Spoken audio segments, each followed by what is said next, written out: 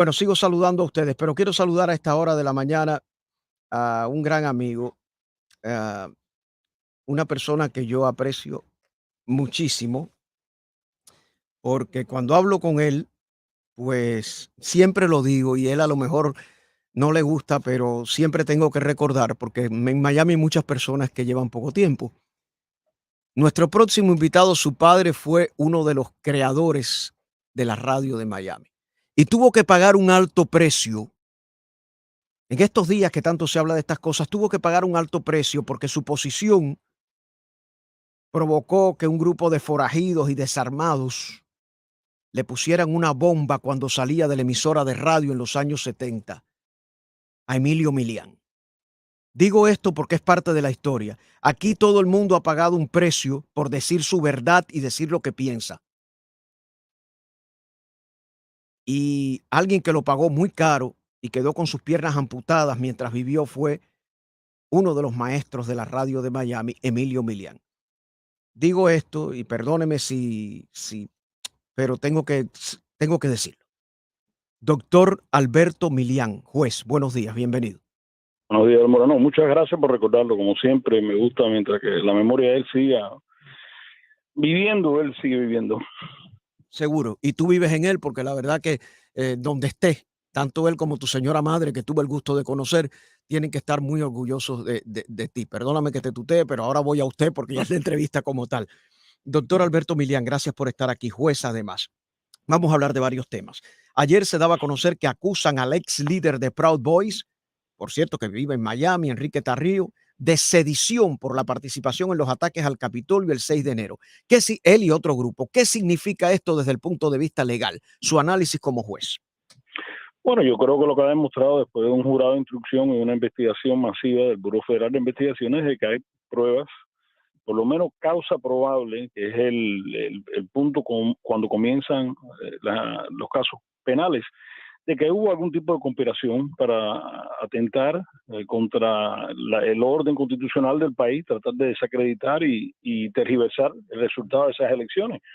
Yo creo que desde el punto de vista legal ellos tienen el peso del gobierno federal en contra de ellos. Yo creo que van a tener juicio, por supuesto. Ahora que hay que asumir ahora en estos momentos legalmente de que todos son inocentes. Pero creo que después de una investigación bastante extensiva y otra que se está llevando a cabo en la Cámara de Representantes, yo creo que existen las pruebas y se van a dar a conocer el jueves cuando el comité de la Cámara de Representantes va a dar pruebas que ellos han ido acumulando, testimonios, documentos, correos electrónicos. Y yo creo que es un momento muy triste para nuestro país porque la realidad es que no se ha visto nada semejante en la historia de esta nación.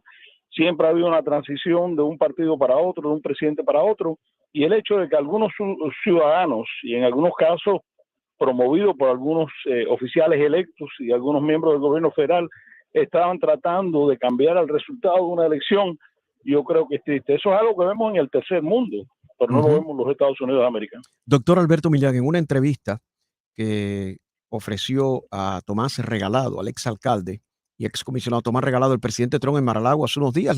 Yo estaba oyendo ayer un segmento y él reitera en una elección fraudulenta, sigue diciendo que fue una elección fraudulenta. Hay miembros de su gabinete que se niegan a testificar, él se ha negado a testificar. ¿Hacia dónde va todo esto? Porque prácticamente estamos ya a las puertas del 2023, donde se calientan los motores para una campaña del 2024, donde no se sabe si Trump definitivamente vuelva a postularse y si se postula, el Partido Republicano ha dicho que va tras él.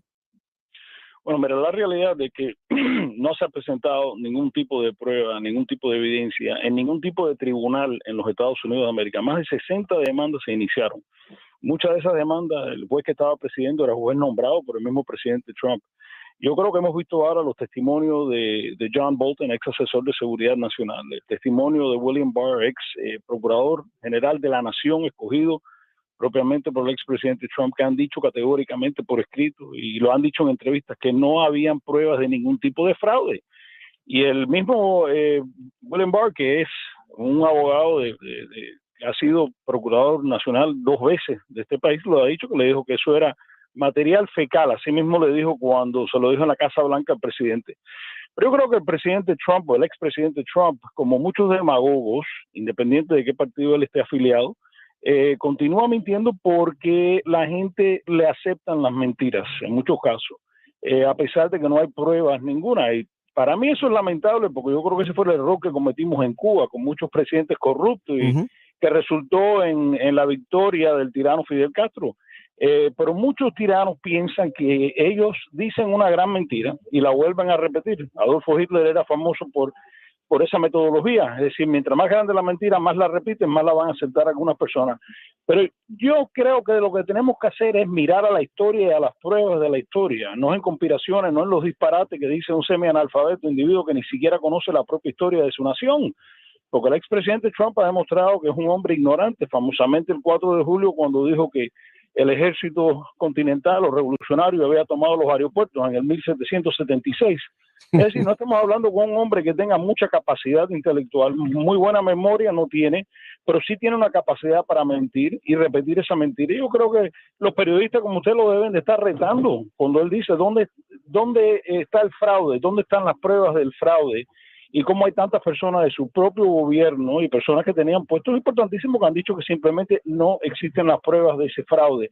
Lo que él está haciendo, en mi humilde opinión, como ex oficial de inteligencia, es la obra que la Unión Soviética y los países comunistas y los comunistas como Fidel Castro han intentado hacer por décadas, es decir, desacreditar la democracia norteamericana.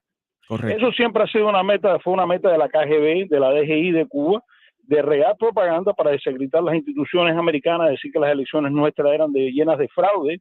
Y yo le invito a las personas que quieren conocer más sobre esa materia que lean, se documenten un poco sobre lo que hacen los servicios secretos de esos países, porque desacreditar la democracia americana es una manera de justificar las dictaduras del proletariado, como lo dicen ellos. Y además fortalecer figuras de carácter populista. Nos vamos a otro tema que sin lugar a dudas tiene mucha importancia. Usted fue veterano de guerra o es veterano de guerra, y es el tema de las armas. Por supuesto, yo soy de los que pienso que hay que respetar el derecho constitucional al porte de armas. Sin embargo, este derecho constitucional fue diseñado en momentos en que no había la situación social de enfermedad social que hay hoy, ni las armas que existen hoy día. Usted, como juez, como ex militar, ¿cómo ve esta situación? ¿Cuál sería la posible solución? Porque todos los días estamos lidiando con un país cada vez más sangriento a nivel de armas, y la violencia como tal. ¿Cuál es la perspectiva que el juez Alberto Milián tiene sobre este tema? Bueno, yo soy una persona muy conservadora. La segunda enmienda fue aprobada como parte de los primeros 10 derechos, de lo que le llamamos the Bill of Rights, que los estados querían garantizar los derechos individuales para no perder las libertades y no convertirse en un tipo de monarquía federalista. La segunda enmienda fue aprobada porque específicamente en los ensayos federalistas, lo que le llaman los papeles federalistas, que escribieron los fundadores de esta gran nación, decían que no podían permitir que un gobierno federal o nacional tuviera un monopolio sobre las armas. Hay personas que dicen equivocadamente que la referencia en la segunda enmienda a las milicias era una referencia a la Guardia Nacional. Eso es un disparate. Simplemente el gobierno no tiene que otorgarse el derecho a portar armas. Eso fue hecho de acuerdo con los ensayos federalistas para garantizar que el gobierno o la monarquía o el gobierno central no tuviera un monopolio y que un pueblo armado nunca podía ser conquistado. E irónicamente vimos esto ahora en Ucrania, cuando comenzó las preparaciones para la invasión, el gobierno de Ucrania, el presidente Zelensky le dijo a los ucranianos, ármense, es la única manera de desafiar a los rusos si tratan de ocupar. La segunda enmienda ha sido interpretada como un derecho individual que tiene una persona, no es absoluta, ninguno de los derechos en la Constitución son absolutos, pero vamos a ver los hechos ahora. La realidad es que la tasa de crímenes con armas no está tan alta como estuvo en los años 70, ni siquiera en los años 80. Eso hay que ponerlo en perspectiva, a pesar de que ha crecido la población americana. Eso está documentado. La realidad también es que de las 45, 46 mil muertes por armas que hay todos los años, la mitad, casi el 54%, son personas que se suicidan. Eso no es para disminuir el problema, pero hay que ponerlo en contexto de lo que está pasando, que me demuestra a mí, por lo menos, que hay algunas pruebas de que esto es un problema de salud mental, los que mal usan las armas. Así que vamos a ponerlo en perspectiva. Segundo, los asesinatos estos que están ocurriendo ahora, que son terribles, yo no creo que nadie pudiera mirar esta situación de ninguna otra manera como estar destruido espiritualmente. Pero la realidad es que solamente el 3% de los asesinatos se cometen con lo que se le dicen rifles o armas de asalto. Y quiero poner eso en contexto, porque sí fui militar y he estado disparando y tirando como deportista de armas desde joven. La única diferencia de un rifle, que le dicen un rifle de asalto, es que es un calibre intermedio. Muchas personas no hablan. No es una ametralladora, que escucho muchos comentaristas decir, bueno, las ametralladoras, eso no son ametralladoras, señores. Una ametralladora es una arma que puede disparar automáticamente, no semi-automáticamente. Pero la Fuerza Armada tiene la definición de un arma de asalto, es un arma intermedio entre un rifle completo, como el M1 Garand, que se conocía mucho en Cuba, o un subcalibre, como el 9 milímetros 45. La realidad es que la mayoría de los homicidios que se cometen en los Estados Unidos son hechos con pistolas y revólver, es decir, calibre 22, calibre 38, calibre 9 milímetros. Eso, de nuevo, no es para disminuir, pero yo creo que si nos enfocamos sobre un solo tipo de arma, estamos muy equivocados. Aquí hay muchas cosas que se pueden hacer, pero muchas cosas que pudieran pasar la aprobación de la Corte Suprema. La Corte Suprema es muy conservadora ahora, yo creo que ellos van a seguir una línea de proteger los derechos constitucionales, pero a la misma vez en otros momentos han dicho que, por ejemplo, uno no puede tener una ametralladora sin una licencia especial del gobierno federal. Uno no puede tener un cañón en la casa, un tanque que tenga la capacidad para llevar a cabo la destrucción. Así que sí se pueden imponer algunos límites, pero yo creo que debemos enfocarnos en un panorama mucho más completo.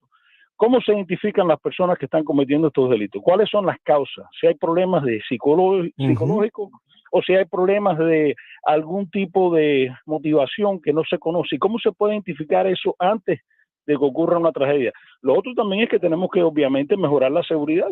No hay ninguna razón que una escuela no sea uno de los sitios más seguros para nuestros hijos.